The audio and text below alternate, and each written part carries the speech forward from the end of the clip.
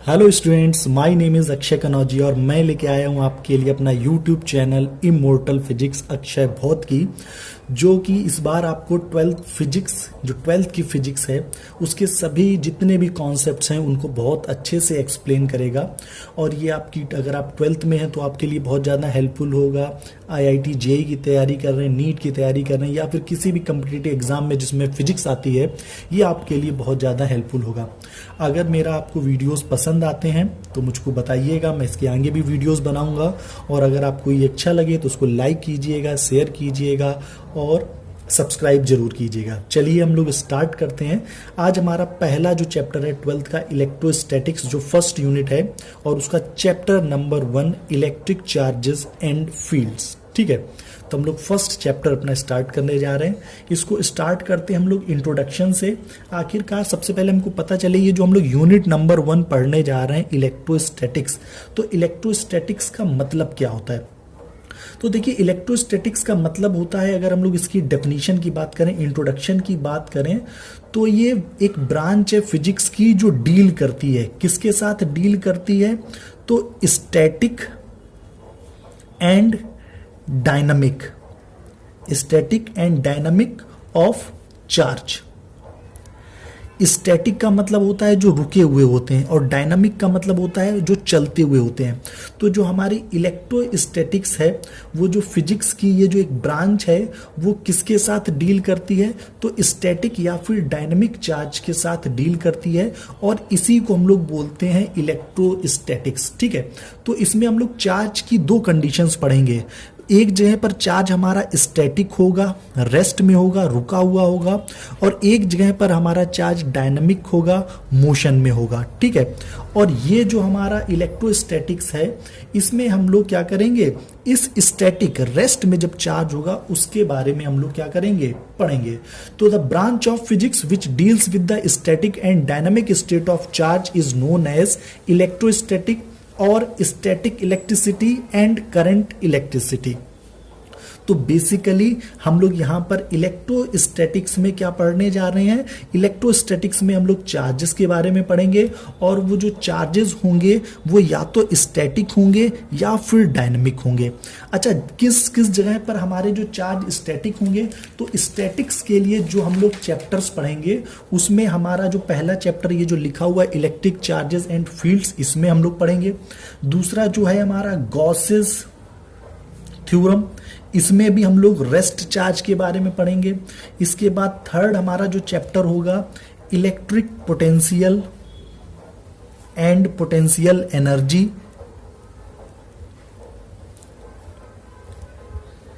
और फोर्थ हमारा जो चैप्टर होगा कैपेसिटर्स एंड डाई इलेक्ट्रिक्स। ठीक है, इन सभी चैप्टर्स में हम लोग स्टैटिक चार्ज, इन सभी चैप्टर्स में जो हमारा चार्ज होगा वो हमेशा स्टैटिक रहेगा और उसके बारे में हम लोग स्टडी करेंगे। और डायनेमिक चार्ज हमारे कहाँ पे आएंगे, तो जो हमारा सेकेंड पार्ट है करंट इलेक्ट्रिसिटी। तो जो हमारा करंट इलेक्ट्रिसिटी है, इसमें हमारे दो चैप्टर हैं, electric resistance and Ohm's law, पहला पार्ट है इसका।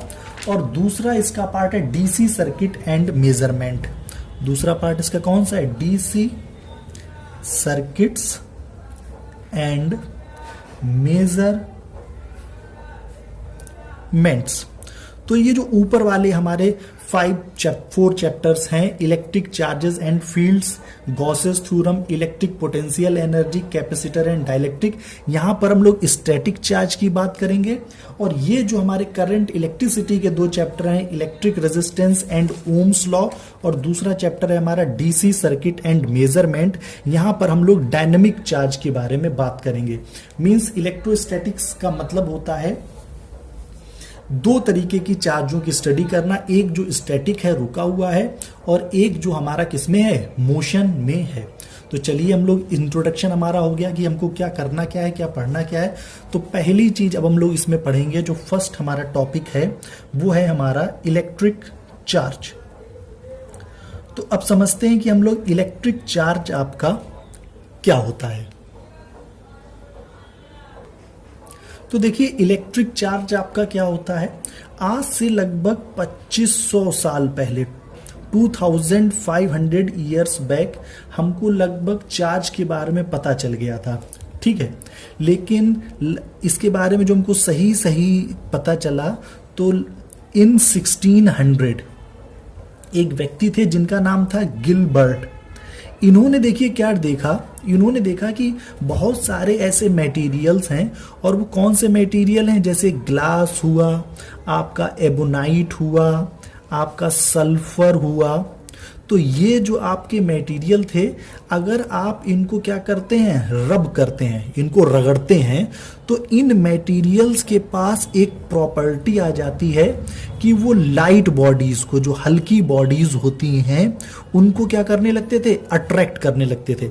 और आपने देखा भी होगा, आप कंघी को, कॉम्ब को अपने सिर में करिए और फिर आप कागज के छोटे छोटे पीसेस लीजिए, उसके ऊपर कंघी को ले जाइए, तो वो लाइट बॉडीज को अट्रैक्ट करने लगता था। तो गिलबर्ट ने भी ये देखा इन 1600 के आसपास कि ग्लास हुआ, एबोनाइट हुआ, सल्फर हुआ, या फिर ये जो लाइट, ये क्या करते थे, जब इनको आप रब करिए तो इनके अंदर एक प्रॉपर्टी आ जाती थी कि ये लाइट बॉडीज को क्या करने लगते थे, अपनी तरफ अट्रैक्ट करने लगते थे।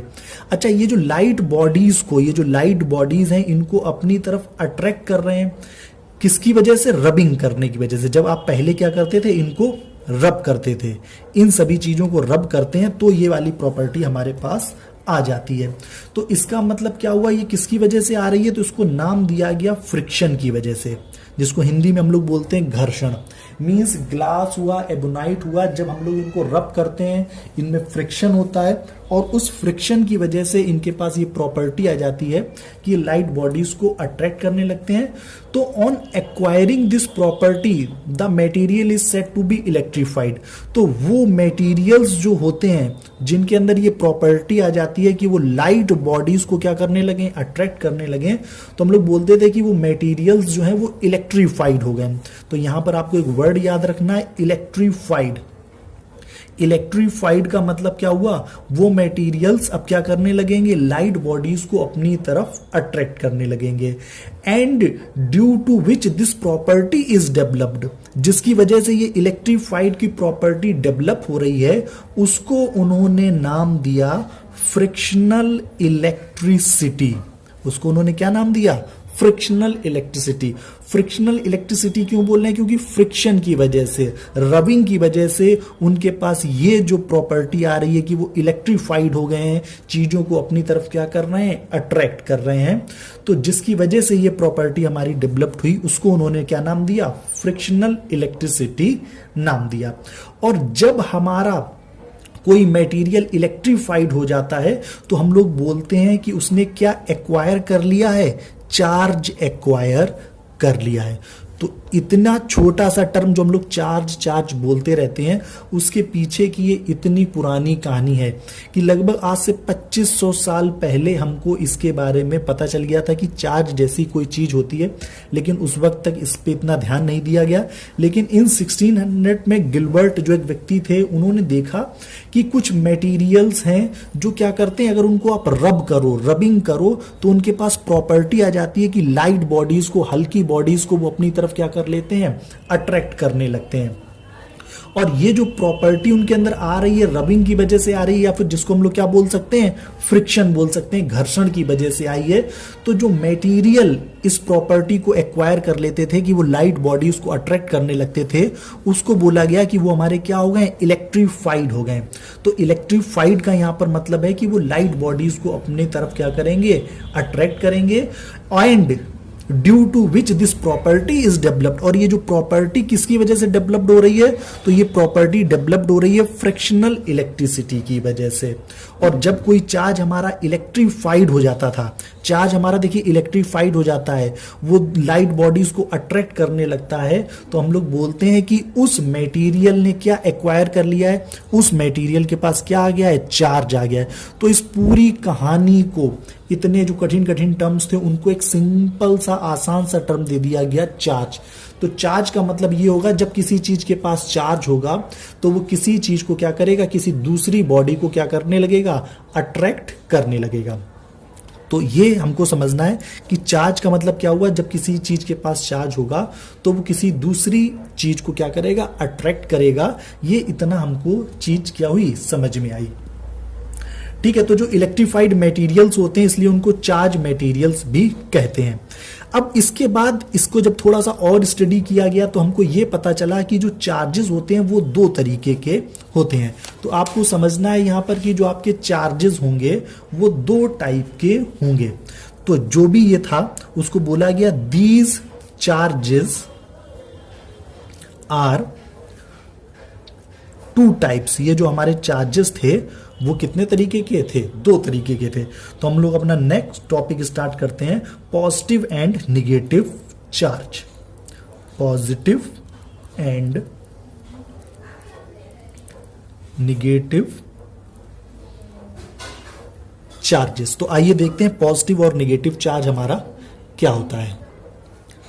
अब देखिए पॉजिटिव चार्ज या निगेटिव चार्ज क्या होता है, तो इसको समझेंगे हम लोग, इसकी थोड़ी सी कहानी है। ठीक है, तो उसको हम लोग थोड़ा समझ लेते हैं। तो पॉजिटिव चार्ज और निगेटिव चार्ज को हमको इस तरीके से समझना है कि हमारे पास एक ग्लास रॉड है। किसकी रॉड है, ग्लास की रॉड है। और इस ग्लास रॉड को हम लोग रब करते हैं किसके साथ, सिल्क के साथ। तो इसके पास एक टाइप का चार्ज आ जाता है। कैसा आ जाता है हमको नहीं पता। फिर हम लोगों ने उसके बाद क्या किया, एक एबोनाइट की रॉड ली। ठीक है, ये भी हमारा एक मटेरियल है, एबोनाइट की रॉड ली और इसको हम लोगों ने रब किया किसके साथ, कैट की स्किन के साथ, बिल्ली की खाल के साथ। तो इसके पास भी क्या हो गया, एक टाइप का चार्ज आ जाता है। फिर हम लोगों ने बाद में कैसे पता लगाया कौन सा पॉजिटिव चार्ज है कौन सा निगेटिव चार्ज है, तो हम लोग इसको देखते हैं। हम लोगों ने ग्लास की रॉड को सिल्क से, ठीक है, रब किया तो उस ग्लास रॉड के पास एक तरीके का चार्ज आ जाता है। अभी हमको नहीं पता, तो हमने बोला कि ये उसके पास चार्ज आ गया है। एबोनाइट की रॉड को जब हम लोगों ने कैट स्किन के साथ रब किया तो हमने बोला उसके पास भी चार्ज आ जाता है। लेकिन फिर देखा गया कि जब हम लोग इस ग्लास रॉड को, जिसको सिल्क के साथ रगड़ा है, इसको हम लोग ले जाते हैं किसके पास, एक दूसरी ग्लास रॉड के पास ले जाते हैं। तो ये ग्लास रॉड, इस ग्लास रॉड को अगर हम लोगों ने इस वाली ग्लास रॉड को ऐसे धागे से बांध के लटका रखा है, इस वाली ग्लास रॉड को हम लोगों ने क्या किया है, इस तरीके से धागे से बांध के लटका रखा है। ये हमारे पास एक ग्लास रॉड है और ये हमारी दूसरी ग्लास रॉड है। जब हम लोग ये ग्लास रॉड इसके पास ले जाते हैं तो ये ग्लास रॉड क्या हो जाती है, अपने आप इससे दूर हट जाती है। सेम प्रोसेस किया गया जब हम लोग एबोनाइट की रॉड को इस तरीके से धागे से टांगा और दूसरी एबोनाइट रॉड को उसके पास ले जाते हैं तो देखा वो भी उससे दूर हट जाती है। तो हमको समझ में आ गया कि ठीक है ये चार्ज है और जब एक चार्ज दूसरे चार्ज को क्या करता है, रिपेल करता है। लेकिन जब एक्सपेरिमेंट में थोड़ा सा चेंज किया गया, जब उन्होंने इस ग्लास रॉड के पास एबोनाइट की रॉड को ले गए तो उन्होंने देखा कि वो जो ग्लास की रॉड थी वो अट्रैक्ट होके उसके पास चली आ रही थी। तो थोड़ा सा यहाँ पर कंफ्यूजन हुआ कि अभी तक तो हमारी जो रॉड्स थी वो एक दूसरे को रिपेल कर रही थी। जब हमारे पास एक ग्लास रॉड के पास जो सिल्क से रब की हुई थी, एक और ग्लास रॉड ली जिसको हमने सिल्क से रब किया, जब उन दोनों को पास पास ले गए तो उन्होंने उसको रिपेल किया। जब हम लोगों ने एबोनाइट की रॉड ली जिसको कैट स्किन से रब किया था, इसको एक और एबोनाइट रॉड के पास ले गए जिसको हमने फिर से कैट स्किन से रब किया था, वो भी उसको दूर हटा देती है। लेकिन जब हम लोग एक ग्लास रॉड के पास एक कौन सी रॉड ले गए, एबोनाइट रॉड ले गए, ग्लास रॉड को सिल्क से रब किया था, एबोनाइट रॉड को कैट स्किन से रब किया था, तो देखते हैं कि वो एक दूसरे को अट्रैक्ट करने लगती हैं। तो इस एक्सपेरिमेंट से पता चलता है कि जो चार्जेस होते हैं वो दो तरीके के होते हैं। चार्जेस हमारे कितने तरीके के होते हैं, दो तरीके के होते हैं। एक चार्ज वो जो ग्लास रॉड के अंदर जनरेट हुआ है, एक चार्ज वो जो इस एबोनाइट रॉड के अंदर जनरेट हुआ है। तो इस तरीके से हमको पता चला कि जो हमारे चार्ज होते हैं वो कितने तरीके के होते हैं, दो तरीके के होते हैं। और जो इस ग्लास रॉड के अंदर चार्ज जनरेट हुआ वो हमारा कैसा चार्ज होता है, पॉजिटिव चार्ज होता है। और जो इस एबोनाइट रॉड के अंदर चार्ज जनरेट होता है वो हमारा कैसा चार्ज होता है, निगेटिव चार्ज होता है। ठीक है, तो दो तरीके के हमारे चार्ज हो गए, एक पॉजिटिव चार्ज हो गया और एक हमारा कैसा चार्ज हो गया, निगेटिव चार्ज।